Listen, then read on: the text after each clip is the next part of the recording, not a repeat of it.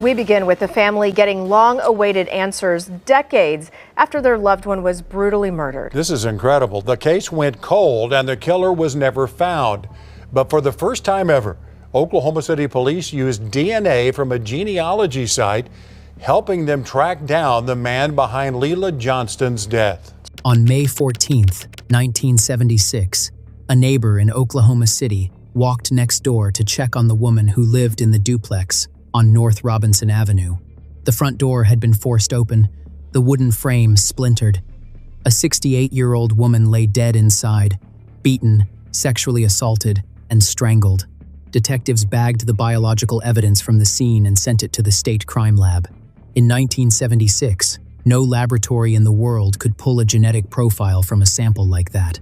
6 months later, the man who had broken through that door was booked into the Oklahoma City jail on a drug charge. Detectives processed him, took his fingerprints, and let him go. They had no idea what they were holding. By the time the science caught up to him, he had avoided justice for 48 years. This is how they finally identified him. Her name was Leila Johnston. She was 68 years old, living alone in a duplex on the north side of Oklahoma City. Her granddaughter, Leslie Sullinger, said Leila sewed all her school clothes growing up. She was a few months into retirement when someone broke down her front door. The attack happened sometime on the evening of May 13th or the early morning hours of May 14th. The intruder entered through the door, came inside, and killed Leila in the home where she had lived for years. A neighbor found her body the next day and called the police. Oklahoma City homicide detectives responded to the address on North Robinson Avenue and began processing the scene. The block was residential, older homes and side-by-side duplexes with small front yards. The people on the street had been there long enough to know each other by name. Leila had been one of them for years. Detectives collected biological material from the assault and documented the damage to the door, which had been forced inward with enough violence to splinter the wooden frame. They searched the interior of the home, the yard, and the surrounding area for anything the intruder might have left behind. Every room was photographed. Fingerprints were dusted from the door, the handle, and the surfaces inside. Trace material was collected from the floors and the furniture and sent to the state crime lab. The medical examiner confirmed that the cause of death was strangulation. The injuries to Leila's body indicated she had been beaten before she was killed. The material collected from the sexual assault provided the strongest piece of physical evidence from the scene. At the time, there was no way to extract a genetic profile from a forensic sample. No laboratory anywhere in the world had done it. Detectives collected what they could, labeled it, and placed it into storage. The samples sat there alongside the rest of the physical evidence from the scene. The block produced nothing useful for the investigation. Nobody had seen the attacker enter or leave. The streets had been quiet that night. Neighbors on both sides of the building and across the street were interviewed in the days after the body was found. None of them had heard anything unusual. There was no description of a suspect, no vehicle, no direction of travel. Whoever broke in had arrived and left without a single witness. Oklahoma City detectives worked the case through the summer and fall of 1976. They canvassed the neighborhood, knocked on every door within range, and interviewed Leila's former co-workers at the welfare department, her acquaintances, friends, and anyone with a connection to her or to the address. Detectives checked whether Leila had reported any disturbances in the weeks before the attack, whether anyone had been seen around the property, whether there had been other break-ins on the block or in the surrounding area. The names of people she knew were run through criminal records. Every call that came into the office was followed up on. Her family members were contacted and asked whether she had mentioned anything unusual in the days or weeks before her death. Any concern about a person she had encountered, any reason to feel unsafe. None of it produced a viable suspect. The attack appeared to be random, an act of violence with no discernible motive. A stranger had chosen Leila's address for reasons nobody could determine, and he had left nothing behind except the material from the assault. Without a witness description, the investigation depended entirely on finding a connection between Leila and whoever had done this. No connection emerged. The man who killed her appeared to have had no relationship to her whatsoever.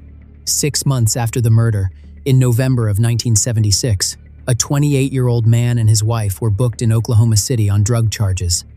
The arrest appeared in the Daily Oklahoman. It had nothing to do with the Johnston murder. No detective drew a connection. The man was processed and moved through the system without incident. He had been living in Oklahoma the entire time. He was sitting in a booking room at the Oklahoma City jail, fingerprinted and photographed, 6 months after the murder. The detectives working the Johnston homicide had no idea he existed. In 1981, the same man was arrested again on an unrelated charge. Again, his name triggered nothing. He passed through the criminal justice system for years without anyone connecting him to the unsolved attack on the north side of town. The case went cold. It joined a growing list of unsolved murders at the department, cases where the early work had been thorough but nothing had connected. The physical evidence stayed sealed. The samples from the crime scene sat in containers at Oklahoma City Police, preserved but untouchable with the forensic tools available in the late 1970s. New detectives inherited the Johnston investigation periodically over the years. Each one who picked it up read through the original reports, reviewed what had been collected, and looked for anything the previous investigators might have missed. Each one reached the same wall. The leads had been run, and the neighbors had been interviewed. The physical material was there, but no laboratory in the country could turn it into a name. Some of the detectives who worked the case early on retired before it was solved. Others transferred to different divisions or left law enforcement entirely. The investigation outlasted all of them. It outlasted the careers of the officers who first walked into that duplex and photographed the splintered frame. The years turned into decades. The neighborhood around the north side changed as residents moved in and out. Leela's generation on the block aged and thinned. The people who had known her retired themselves, moved away, or died. The building changed tenants. The street that had been full of people who recognized each other turned over as families came and went. Oklahoma City expanded outward, new construction pushing into land that had been empty when Leela was alive. The population grew, the downtown skyline changed. The city in 2004 looked nothing like the city Leela had known. But the evidence from that night was still in storage, sealed and untested, the same way it had been since the week of the murder. In 2004, 28 years after the attack, a state laboratory analyst processed the physical material from the crime scene and extracted a genetic profile of Leela's attacker. For the first time, investigators had a complete genetic fingerprint of the man who had killed her. The analyst entered it into CODIS, the FBI's national database of convicted offender profiles. If the attacker had been convicted of a qualifying offense and required to give a sample, the system would flag a match. It came back empty. CODIS only contains profiles from people who have been required to submit them, typically as part of a felony conviction, after states began mandating collection in the mid to late 1990s. A drug charge in Oklahoma in 1976 would not have required a DNA sample. The man's arrests predated those laws by 2 decades. He could have a criminal record stretching back years and still be completely invisible to every law enforcement database in the country. The system had no way to find someone it had never been told about. The result ran automatically against new entries for nearly 2 decades after that. Every time the national database expanded with new offender submissions, the system checked it against them. Every check returned the same empty result.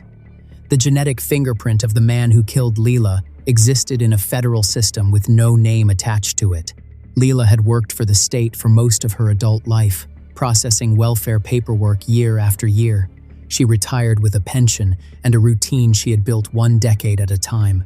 She sewed clothes for her grandchildren, kept her home in order, and tended the small garden in front of her half of the building on North Robinson Avenue. In 1976, someone took all of that in a single night. By 2004, the evidence from that night had a DNA result attached to it. By 2023, the result still had no name. Leslie Sullinger had been young when her grandmother was killed. She grew up knowing that no one had been caught, that no name had ever been attached to what happened, and as the years accumulated, the possibility of an answer felt smaller and smaller. "I thought it would never be finished," she said. It had been so long. She watched cold cases being solved in other cities on the news, cases from the 1970s and 1980s cracked open by laboratories that hadn't existed when the crimes were committed. families standing at podiums thanking the detectives who never gave up on their cases. She watched the technology reach other families in other states and wondered whether it would ever reach hers. The phone never rang with anything new. "I just couldn't believe it," she said later, after all these years, to finally have an answer. But that answer was still years away when Leslie said those words. By the time anyone identified the man who killed Leila, nearly half a century had passed. Gerald Ford had been president when she died. The country had been celebrating its bicentennial that summer. Most of the people who had known Leila when she was alive were gone themselves by then. Leslie had gone from a young child to a grandmother herself in the time it took to put a name to the profile from that night. In May of 2023, the Oklahoma City Police Department's Cold Case Unit partnered with DNA Labs International, a private forensic laboratory based in Florida that specializes in investigative genetic genealogy. The department had been looking for new approaches to its oldest unsolved cases, and DNA Labs International had a track record of identifying suspects in cold murders where traditional methods had failed. The process works differently than a criminal database search. Instead of checking the crime scene profile against records of convicted offenders, a genealogist uploads it to public ancestry databases, where millions of ordinary Americans have voluntarily submitted their genetic data through consumer testing services. If a distant relative of the offender has taken one of those consumer tests, a genealogist can identify the shared segments and begin building a family tree backward from the match. The relative doesn't need to be close. A second cousin or a third cousin is enough. Allison Martin Krensky, a forensic genealogist at DNA Labs International, took on the Johnston file. She uploaded the crime scene DNA and began searching for relatives of the unknown man who had attacked Leila 47 years earlier. Distant relatives appeared in the results, people who shared enough genetic material with the crime scene sample to indicate a family connection several generations back. The matches were distant, second and third cousins and further back, but they were enough to start building a tree. Martin Krensky began tracing the connections outward from those matches. Birth records, marriage certificates, death records, census data. She cross-referenced names and dates and locations across states and generations, looking for where the branches converged. She worked alongside Oklahoma City cold case detectives for more than a year, narrowing the tree one branch at a time. Some of the relatives identified through the databases cooperated directly with investigators. They confirmed family connections, provided additional information about their family history, and helped fill gaps that public records alone could not cover. The opt-in nature of the ancestry databases meant these relatives had already agreed to make their data available for law enforcement searches when they submitted their samples. Without that cooperation from people who had no connection to the crime and had never heard of Leila Johnston, the identification would not have been possible. After more than 12 months of work, the family tree narrowed to a single branch. One man, born in 1948, a resident of Oklahoma, 28 years old in May of 1976, the month and year someone came through the front door of a duplex on North Robinson Avenue. His name was Charles O. Droke. Droke had a criminal record in Oklahoma, but none of it had ever been connected to the Johnston murder. He was the 28-year-old man who had been booked on drug charges that November, 6 months after the murder, and arrested again in 1981 on a separate offense.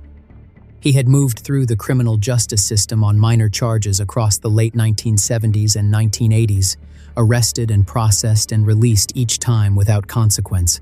His name did not appear anywhere in the investigative records. No investigator had ever looked at him as a person of interest. By the time investigators identified him in 2024, he had been dead for 35 years.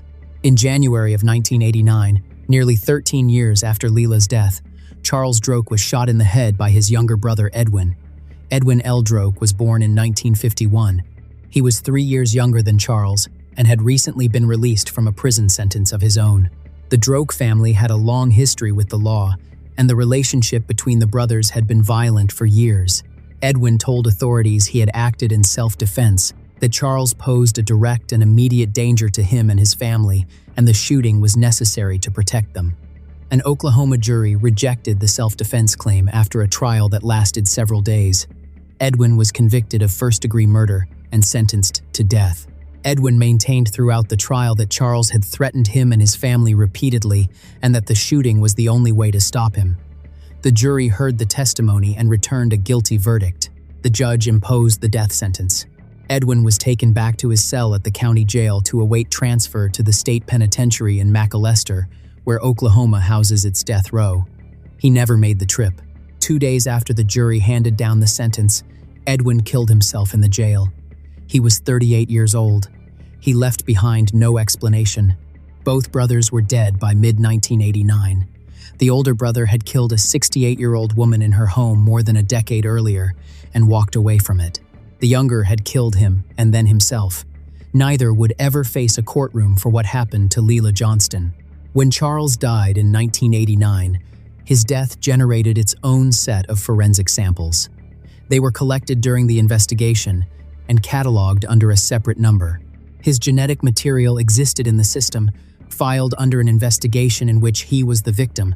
Nobody had a reason to cross-reference it with anything else.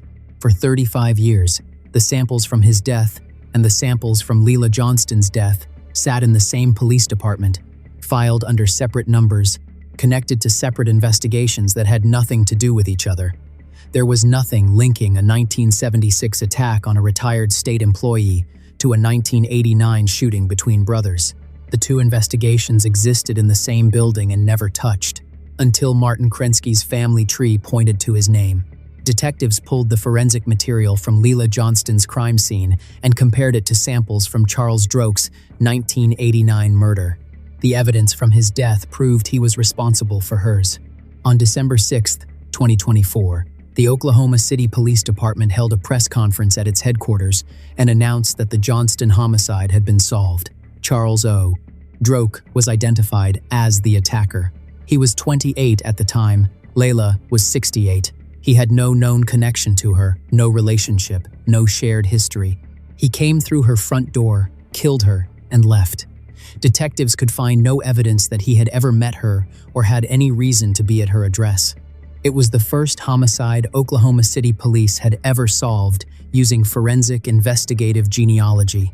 The department had been working with DNA Labs International since the spring of 2023 to identify suspects in cold cases through ancestry databases, and the Johnston case was the first to produce a confirmed result. 48 years had passed since the night on North Robinson Avenue. The tools to identify the attacker had gone from non-existent to inadequate to finally sufficient over the course of those decades. And by the time they worked, the man responsible had been in the ground for more than 3 decades. His own brother had put him there in a separate act of violence that had nothing to do with what he did to Leila. Edwin Droke never knew what his brother had done. He shot Charles in January of 1989, claimed self-defense, and was sentenced to die for it. He took his own life 2 days after the verdict. Nobody in that courtroom had any reason to look at Charles as anything other than a man who was shot by his brother. The connection between the two killings, between a strangling on the north side of Oklahoma City and a shooting between brothers, took another 35 years to establish. Leslie Sullinger was alive to hear the announcement. She had carried the open question since 1976. "It is very important that this is solved," she said. "I feel an inner peace now." She had been a child when her grandmother was killed. By the time police gave her a name, she was a grandmother herself. The wait had lasted 48 years.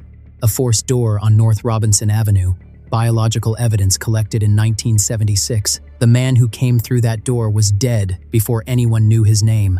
It took 48 years to find him. If this case stayed with you, go check out the other solved cases in the playlist.